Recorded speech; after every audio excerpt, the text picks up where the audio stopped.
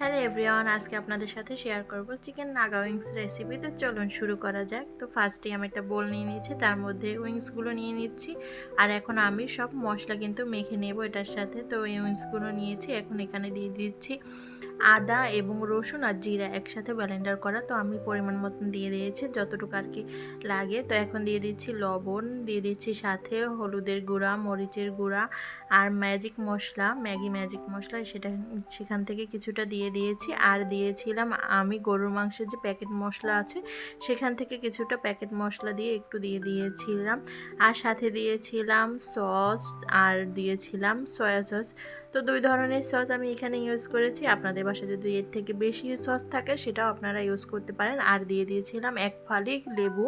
তো এখন আমি কিন্তু সবগুলো মশলা একসাথে ম্যারিনেট করে নিচ্ছি। এই যে দেখতেই পাচ্ছেন, সুন্দরভাবে আলতো হাতে মেখে নিতে হবে যাতে মশলাগুলো এটার মধ্যে ভালোভাবে ঢুকে যায়। আর সাথে আমি ইউজ করছিলাম টেস্টিং সল্ট। তো আপনারা চাইলে ইউজ করতেও পারেন, নাও করতে পারেন, অপশনাল। আমি একটুখানি নিয়ে ইউজ করছিলাম, যেহেতু এটা রেস্টুরেন্ট স্টাইলে বানাচ্ছি তো আমি প্রপারলি টেস্টটা আনার জন্য ওইভাবেই করছিলাম। এখানে দিয়ে দিয়েছিলাম ময়দার সাথে নিয়েছিলাম কর্নফ্লাওয়ার এবং স্বাদ অনুযায়ী লবণ দিয়েছিলাম। আর দিয়ে দিচ্ছি একটু সামান্য পরিমাণে মরিচের গুঁড়ো আর জিরার গুঁড়োটাও ইউজ করেছিলাম। তো এখন আমি কিন্তু এগুলো শুকনো অবস্থায় এভাবে ভালোভাবে মেখে নিচ্ছি যাতে একসাথে মিশিয়ে যায়। তো দেখতেই পাচ্ছেন কিভাবে আমি মিশিয়ে নিয়েছি। তো এভাবে কিন্তু আমি কিছুক্ষণ মিশিয়ে রেখে দেবো। আর ওটাকে কিন্তু আমি রেস্টে রেখে দিয়েছি উইংসগুলো। তো প্রায় 1 ঘন্টার মতন কিন্তু আমি এরকম ম্যারিনেট করে রেখে, হাতে সময় থাকলে অবশ্যই এভাবে ম্যারিনেট করে রাখবেন, তাহলে কিন্তু মশলাটা প্রপার ওয়েতে কিন্তু উইংসের ভিতরে ঢুকে যায়। তো দেখতেই পাচ্ছেন আমি কিন্তু ভালোভাবে কুট করে নিচ্ছি ময়দার মধ্যে। আর এভাবেই সুন্দরভাবে একটা একটা করে কুট করে নেব। তো দেখতেই পাচ্ছেন এটা কিন্তু খুব একটা কুট করার দরকার নেই, যেরকমভাবে আমরা চিকেন ফ্রাই করি তো এটা হালকা করে কুট করলেই হয়। তো দেখতেই পাচ্ছেন একটা একটা করে কিন্তু আমি কুট করে নিয়েছি। আর চুলায় কিন্তু আমি ফ্রাই প্যান বসিয়ে দিয়েছি এটা ভাজার জন্য। এটা কম তেলেই ভাজলেই হয়, খুব একটা তেলের দরকার হয় না। তো আমি হালকাভাবে ভেজে নেব। তো এই তো দেখতেই পাচ্ছেন কিভাবে একটা একটা করে কিন্তু আমি উইংস কুট করে নিয়েছি। এই তো এই রেসিপিটাও কিন্তু খুবই সহজ, খুব একটা মশলা দরকার হয় না। বাসায় যা যা থাকে সাধারণত সব বাসায় এখন এই ধরনের মশলা আর কি থাকে। তো আমি কড়াইতে কিন্তু পরিমাণ মতন তেল দিয়ে দিয়েছি, আর তেল দিয়ে কিন্তু উইংসগুলো দিয়ে দিয়েছি। এই তো দেখতে পাচ্ছেন সুন্দরভাবে কিন্তু ভেজে নিচ্ছি একটা একটা করে।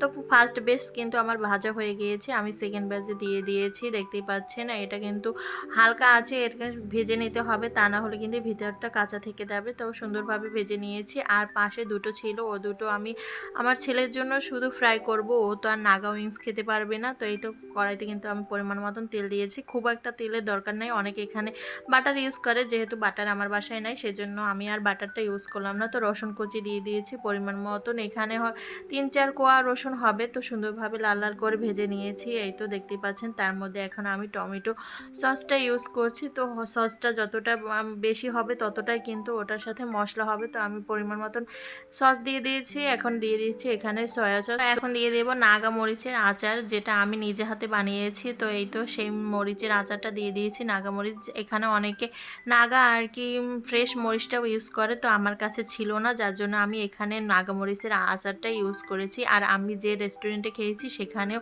এভাবেই ইউজ করেছে, কাঁচা মরিচটা ইউজ করেনি। তো আমি সেইভাবেই বানাচ্ছি। আর দিয়ে দিয়েছিলাম পরিমাণ মতন মধু, যেহেতু এটা ঝাল টক মিষ্টি ব্যালেন্স করবে সেই জন্য আমি এখানে মধু দিয়ে দিয়েছি। তো এখন উইংসগুলো সুন্দরভাবে দিয়ে দিচ্ছি, এখন ভালোভাবে মিক্স করে নেব এই সসটার সাথে।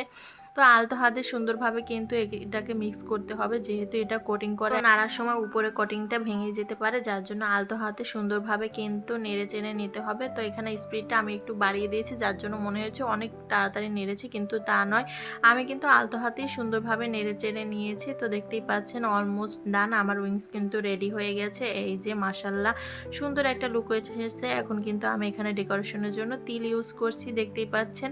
তো সুন্দরভাবে ডেকোরেশন করে নিয়েছি। আর এটা খাওয়ার জন্য আমরা কিন্তু বাহির থেকে নান রুটি কিনে নিয়েছি। তো নান রুটিটা আমি বানাতে পারি, কিন্তু সময়ের জন্য বানাইনি। এই তো দেখতেই পাচ্ছেন মাশাল্লাহ আমার উইংস কিন্তু রেডি, আর পুরো রেস্টুরেন্ট স্টাইলে। আমার রেসিপিটি কেমন লাগলো অবশ্যই কমেন্ট করে জানাবেন। আর যদি ভালো লাগে অবশ্যই একটা লাইক কমেন্ট এবং শেয়ার করতে ভুলবেন না। সবাই ভালো থাকবেন, সুস্থ থাকবেন, আল্লাহ হাফেজ।